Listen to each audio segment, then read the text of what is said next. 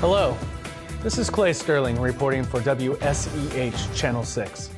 Yesterday afternoon, a group of high school students encountered a military munition in a field near a 600-home subdivision.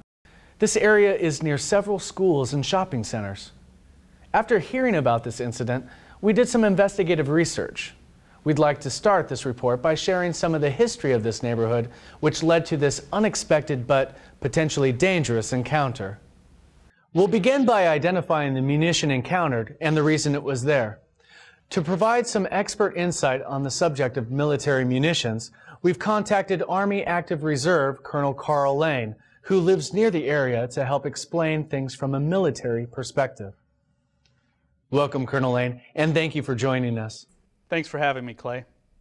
We know that explosive ordnance disposal personnel have identified the munition as an 81mm mortar that has failed to function when fired. Can you help us understand how a military munition might end up in an area where families live and play? Certainly. This incident illustrates the need for public awareness concerning the 3 R's of explosive safety. They are recognizing the threat, retreating from the threat, and then reporting it so it can be safely addressed.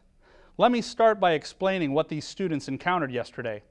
This munition is what military refers to as unexploded ordnance, or UXO.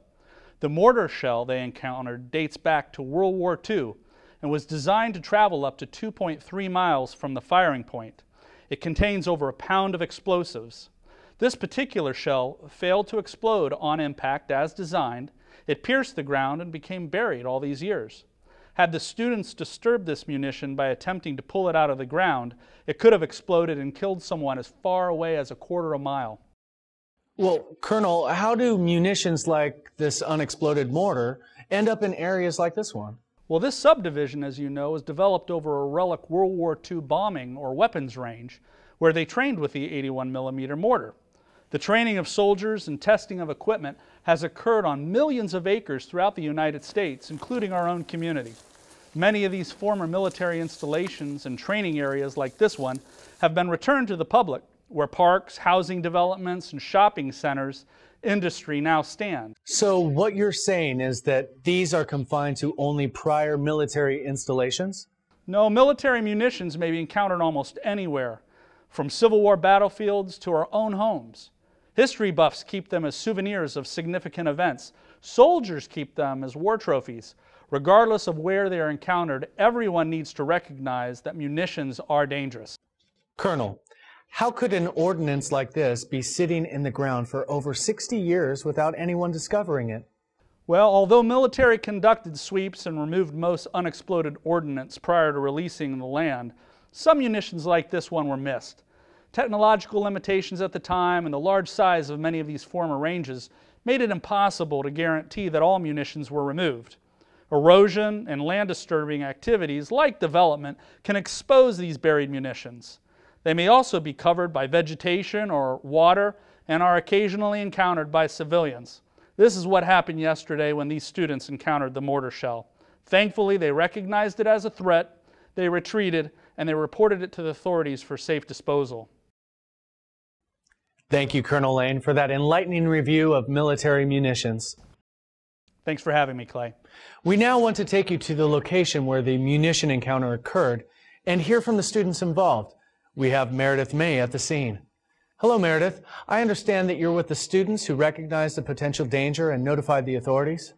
Hi, Clay. Yes, I'm here with the students who called 911 to report the munition, but I'm going to let them explain in their own words what they encountered and how they knew what to do with it. Right now, we're standing on the field where Roger and Ronnie were playing catch, and just a few hundred yards away is a neighborhood where these students actually live. But first, I have here with me Roger, who initially suspected he had encountered a munition. Roger, can you please explain to us what happened? Sure. Well, I was just on the field with Ronnie throwing a football. One of his throws had gone a little high over my head, so it flew into the tree line. When I went to go get the ball, I noticed what looked like an old, rusted, oversized bullet half buried in the ground next to where the ball was. I thought it looked like a bomb or something, so I took a picture of it with my phone. Then once you noticed this object, what did you decide to do with it? Well, I looked over to Ronnie and said, "Hey, I think I see a bomb or something." And then Ronnie, what did you do when Roger called out to you? Well, at first I thought he was just messing with me, but when I started to go over and Roger told me to stay away, that's when I knew he was serious. Then he left the woods really carefully, and after he was safely away from what he thought might be ammunition, we looked at the photo, but we weren't sure exactly what it was. So we decided to report it because we both felt that it might be dangerous. And how'd you guys know not to try and pick it up? Well, seeing the photo reminded me of a safety class from Scouts. The instructor told us that because the military wants to use this area, even unexploded ammunition might be encountered near the area. Well, that's certainly a great memory. And then once you realized that this could be ammunition, what'd you decide to do with it? Well, just to be sure, I told Roger to send the picture to his girlfriend Becca. Her mom is in the Army, so I thought her mom might know what we had encountered. So he texted her the photo and she asked her mom what it was. But how long did it take for Becca to respond? Well, it only took about a minute or so. Becca texted me back saying that her mom thought it was probably an old military munition, but only an expert could tell if it was dangerous or not. She also told us not to touch it and to stay away from it. And then we also have here with us Rebecca, who was a part of initially contacting the authorities. So Rebecca, can you tell us what happened when Roger contacted you? I was surprised when Roger texted me because he knew he was working on my paper, but I guess he also knew I always keep my cell phone close to me. When I first saw the picture, I was like, why is he interested in a rusty old can? But I knew from his text that he wasn't messing around. And then what did you decide to do next? I called my mom to the room and showed her the picture that he had sent me. While she looked at the message, I did a quick online search based on his description in the picture. What I found was this old news article about an unexploded artillery shell that some kids had encountered, but when they tried to dig it up, it exploded, killing 2 of them. It was possible that what Roger and Ronnie had found was just like the ones the kids had disturbed. So then once you spoke with your mom, what'd you decide to do? I texted Roger back telling him that it looked like the dangerous ammo I saw online. He texted me back telling me to ask my mom to report what they had seen. That's when we called 911. Well, thank you so much for sharing that with us, and it turns out that was some quick thinking on your part. Well, as you can see, these 3 students used modern technology to help prevent what could have become a very tragic incident. Now back to you, Clay. Thank you, Meredith. It's good to know that everyone is safe and how these students reacted when they suspected that they had encountered a munition. We contacted the fire department that responded to the 911 call that we just heard about. We have Fire Captain Atkins with us now to tell us more about the military munitions that these students encountered and give us his thoughts on this incident. Welcome, Captain Atkins. We appreciate you taking the time to talk to us. Thank you, Clay, for contacting us about this very important safety issue. This particular incident was a textbook example of what to do should you suspect or know you've encountered a munition. Now, this could have been a tragic occurrence. Yes, it could. But first, I want to congratulate the students for how they followed the safety rules that they'd learned. Had they not adhered to the 3 R's of explosive safety, recognize, retreat, and report, there's a good chance this would be a different story. This incident highlights the need to be aware and recognize that munitions can be encountered almost anywhere. If you ever suspect you have encountered a munition, you need to follow the 3 R's of explosive safety. Would you please clarify what the 3 R's constitute?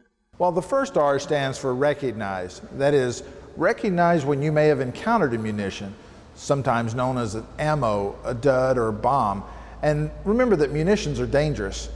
The second R stands for retreat.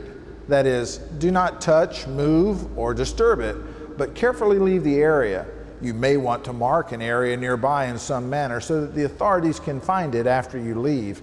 You could use a hat, a sweatshirt, or just break some branches along the path as you leave. The third and final R stands for report. That is, immediately report what you saw and where you saw it to a parent or adult. Adults should call 911 to notify the authorities. Is there anything else you'd like to add to your explanation? Well, remember, never underestimate the potential danger associated with munitions. Always take precaution following the 3 R's when you suspect that you may have encountered a munition. Thank you, Captain Atkins. We certainly appreciate your time and safety information. Thank you. I'm glad to help. This concludes our story. But I think we've all learned from this event that the potential for encountering munitions is quite real and dangerous. During our research of this story, we learned that there have been several incidents around the country that ended tragically because, unlike these students, people failed to follow the 3 R's. We'd like to thank Colonel Lane and the military for the historical perspective about the military's use of lands throughout the United States for training.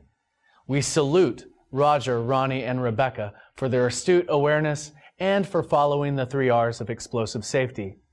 Lastly, thanks to Captain Atkins and all the other authorities who respond to these calls. These situations take cooperation and awareness from all of us. Please remember the 3 R's of explosive safety. Recognize when you may have encountered a munition and that munitions are dangerous. Retreat.